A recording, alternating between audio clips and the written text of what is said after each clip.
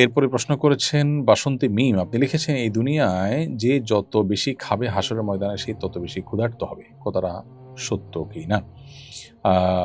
এই মর্মে মুসনাদে বাজ্জার একটি হাদিস রয়েছে।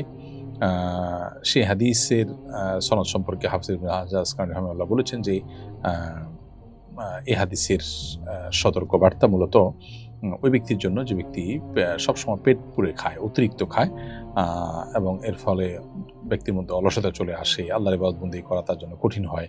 এরকম ব্যক্তির জন্য এরকম কথা বলা হয়েছে। মাঝে মধ্যে বা কখনো কখনো পেট পুরে বা তৃপ্তি সহকারে খেলে সেটা মৌলিকভাবে নিষিদ্ধ কোনো বিষয় নেই। হাদিসের ভাষ্যটা হলো সালমান ফারসি রাদিয়াল্লাহু তাআলা থেকে বর্ণিত। তিনি বলেছেন, নবী করিম সাল্লাল্লাহু আলাইহি ওয়াসাল্লামকে আমি বলতে শুনেছি, ইন্না আকসারান নাসি শাবআন ফিদ দুনিয়া আতওয়ালুহুম জুআ। দুনিয়াতে যারা সবচেয়ে বেশি পেট পুরে খায়, পরিতৃপ্ত হয়ে খায়, তারা আপনার আতওয়ালুহুম জুআন ফিল আখিরাত, তারা আখিরাতে সবচেয়ে বেশি ক্ষুধার্ত থাকবে, সবচেয়ে দীর্ঘ সময় ক্ষুধার্ত থাকবে। তো এ ধরনের হাদিস আরও বিভিন্ন বর্ণনা রয়েছে এবং হাদিসটি আপনার হাসান পর্যায়ের এবং এর আরও বিভিন্ন শওয়াহিদ, অর্থাৎ এর সমপর্যায়ের আরও কয়েকটা বর্ণনা রয়েছে। মৌলিকভাবে হাদিসটি গ্রহণযোগ্যতার লেভেল পর্যন্ত যায়, তার মর্ম অন্তত গ্রহণযোগ্যতার লেভেল পর্যন্ত যায়, কিন্তু এখানে উদ্দেশ্য হলো যারা সবসময় পেট পুরেই খায় এবং অতিরিক্ত পেট পুরে খাওয়া, এটা মানুষের আলস্য ইত্যাদি আনার কারণেই মূলত হাদিসে উৎসাহিত করা হয়েছে। মৌলিকভাবে মাঝে মধ্যে পেট পুরে খাওয়া বা পরিপূর্ণ পেটে খাওয়া নিষিদ্ধ নয়, তবে পেট খালি রেখে খাওয়া এটাই হলো সুন্নাহ এবং নবী সাল্লাল্লাহু আলাইহি ওয়াসাল্লামের আদর্শ, এবং এটা আমাদের স্বাস্থ্যের জন্য অধিকতর উপযোগী। এরপরে প্রশ্ন করেছেন জাইরা ডেইলি লাইফস্টাইল এই আইডি থেকে, আপনি লিখেছেন বিমান বিধ্বস্ত হওয়ায় মাইলস্টোন স্কুলের যে শিক্ষার্থীরা মারা গিয়েছেন তারা কি শহীদ হিসাবে গণ্য হবেন কিনা?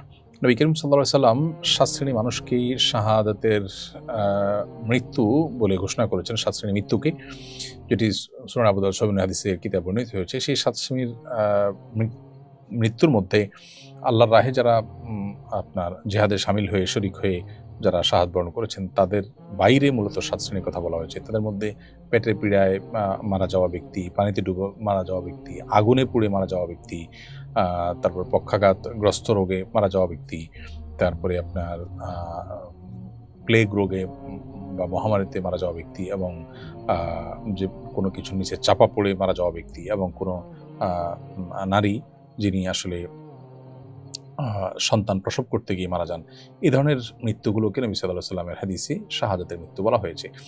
এই যে বিষয়গুলো, এর মধ্যে আপনার বিমান বিধ্বস্ত হওয়ার ঘটনা আমরা জানি যে আগুনে পুড়ে বেশিরভাগ শিক্ষার্থীরা মারা গেছেন।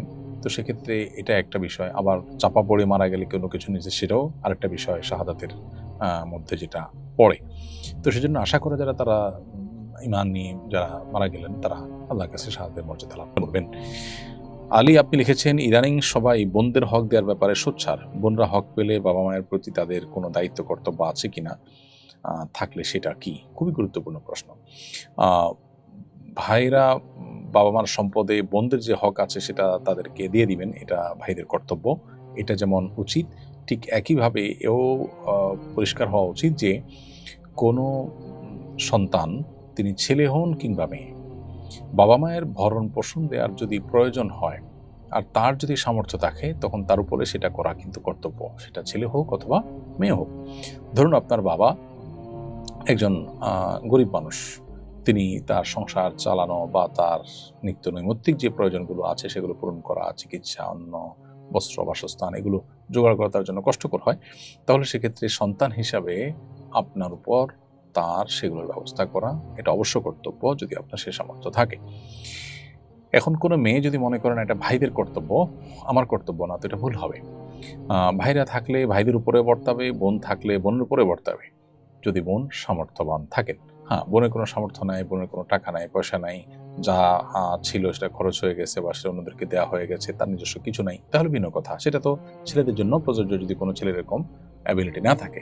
বাট অ্যাবিলিটি যদি থাকে, তো ধরা যাক যে ওই ভদ্রলোকের 2টা ছেলে আছে, একটা মেয়ে আছে, তাহলে 2টা ছেলের জন্য যেমন বাবা মার ভরণ পোষণ দেওয়া কর্তব্য, আনুপাতিক হারে ওই মেয়েটার উপরও বাবার ভরণ পোষণ দেওয়া কর্তব্য, যদি তার সেই সামর্থ্য থাকে। হুমায়রা আক্তার আপনি লিখেছেন, রাসূল আকরাম সাল্লাল্লাহু আলাইহি সাল্লাম বলেছেন, সব উম্মত মাপ পাবে, তবে যারা পাপ প্রকাশ করে তারা নয়। বুখারী। তাহলে তাহলে কি কেউ যদি প্রকাশ্যে পাপ করার পরও ইয়াকিন ও আন্তরিকতার সঙ্গে তওবা করে তবু সে ক্ষমা পাবে না? উত্তর হলো না, এটা ভুল। বরং এই হাদিসে যেটা বোঝানো হয়েছে সেটা হলো তওবা ছাড়া পরিস্থিতির কথা। অর্থাৎ হাদিসটির ভাষ্য হলো কুল্লু উম্মতি মুআফিন ইল্লাল মুজাহিরুন। যারা প্রকাশ্যে পাপাচার করে এবং পাপাচার করে সেটা প্রকাশ করে বেড়ায়, এরা ছাড়া অন্যদেরকে আল্লাহ তাআলা মাফ করবেন, সাধারণ ক্ষমা তারা পড়বে।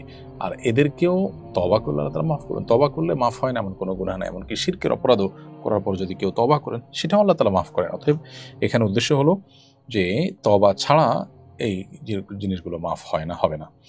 সাব্বির আহমদ লিখেছেন, প্রবাসে টাকা উপার্জনের উদ্দেশ্যে অধিক সময়ের জন্য চলে গেলে বাবা মা এবং আত্মীয়স্বজনের হক নষ্ট হয় কিনা? আপনি সেখানে বাবা মার ভালোর জন্য যাচ্ছেন, পরিবারের ভালোর জন্য যাচ্ছেন, এটুকু তো পরিবারও বোঝেন। এবং তাদের সাথে যদি আপনি যোগাযোগ রক্ষা করেন, তাদের দূরদেশ থেকে তাদের সেবার ব্যবস্থা করেন, টাকা পয়সা দেওয়ার ব্যবস্থা করেন, তাহলে সেক্ষেত্রে আপনি বাবা মা এবং আত্মীয়স্বজনের হক নষ্ট করছেন বলা যাবে না। আত্মীয়স্বজন এবং বাবা মার হক আদায় করার জন্য আপনি তাদের সাথেই থাকতে হবে, এটা সবসময় জরুরি নয়, বরং আপনার উপার্জনের প্রয়োজন আপনি দূরে থাকতেই পারেন।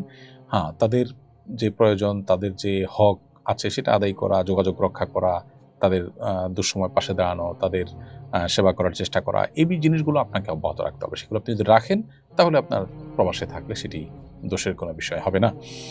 যদি আপনি বিবাহিত হয়ে থাকেন, তাহলে আপনার জন্য বিশেষ গুরুত্বপূর্ণ হলো আপনার স্ত্রীর এখানে অনুমোদন আছে কিনা, তিনি নিজেকে নিজের চরিত্রকে হেফাজত করতে পারবেন কিনা আপনার অনুপস্থিতিতে, সেটা গুরুত্বপূর্ণ। যদি সেটা তিনি পারেন এবং সেখানে যদি কোনো অসুবিধা না হয়, তাহলে সেক্ষেত্রে আপনি প্রবাসে লম্বা সময় থাকলে সেটা নিষিদ্ধ হবে না।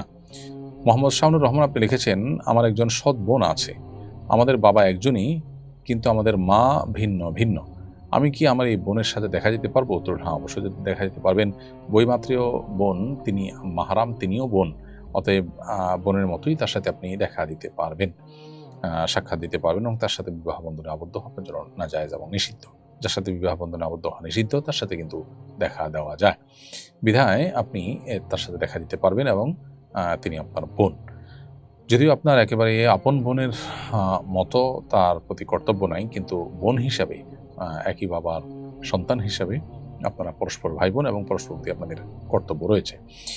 আফিয়া ইসলাম আপনি লিখেছেন, বড় ভাই যদি ছোট ভাই ও ছোট ভাইয়ের বউ বাচ্চার জাকাত দিয়ে দেয়, তাহলে কি তাদের জাকাত আদায় হবে কিনা?